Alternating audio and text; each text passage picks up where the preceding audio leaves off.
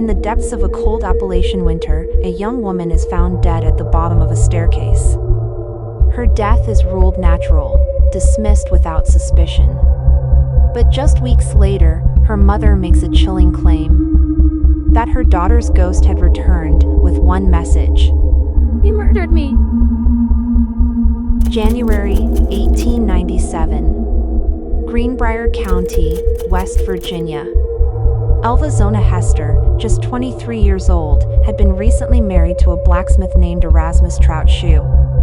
Their courtship had been swift, perhaps suspiciously so. But in the quiet town of Meadow Bluff, few questioned it.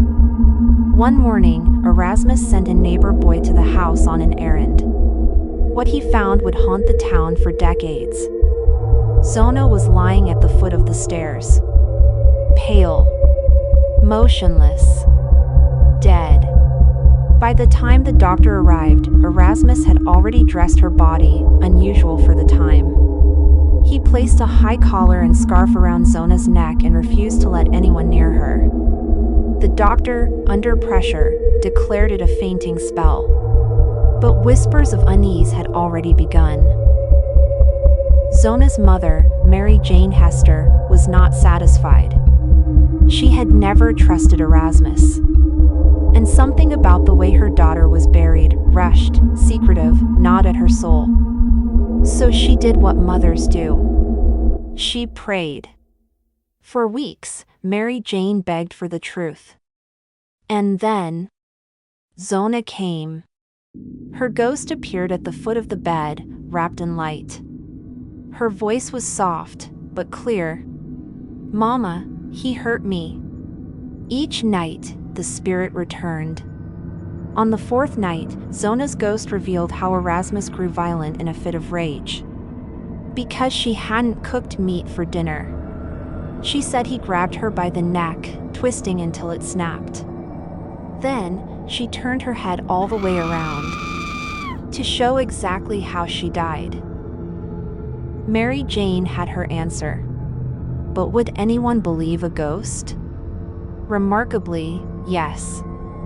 She convinced the local prosecutor to reopen the case. Zona's body was exhumed. A new examination revealed what the ghost had already told. Her neck was broken in 3 distinct places. Finger marks were visible on her throat. This was no feint. This was murder. Erasmus Shoe was arrested. The trial began in June of 1897. Erasmus pled not guilty. He claimed to love his wife. But when Mary Jane took the stand, the courtroom fell silent. She told the jury how her daughter's ghost had visited her night after night, and explained exactly how she died. Some scoffed. Others leaned in. But the facts were on her side. Erasmus's past unraveled. He had been married twice before.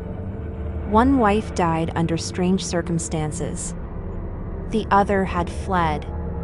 This wasn't just grief, it was a pattern. And now, a body, a ghost, and a mother's faith had exposed the truth. The jury deliberated for just over an hour.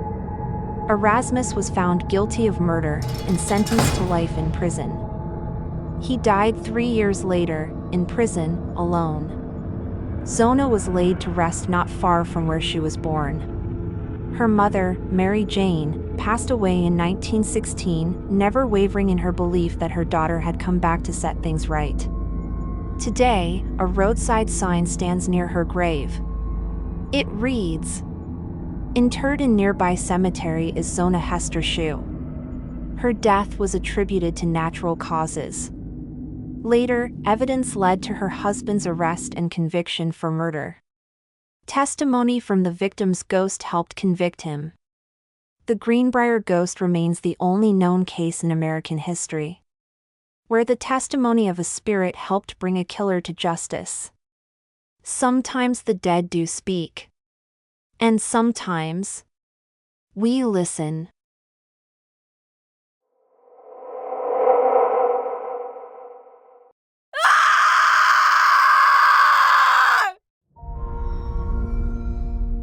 subscribe if you dare.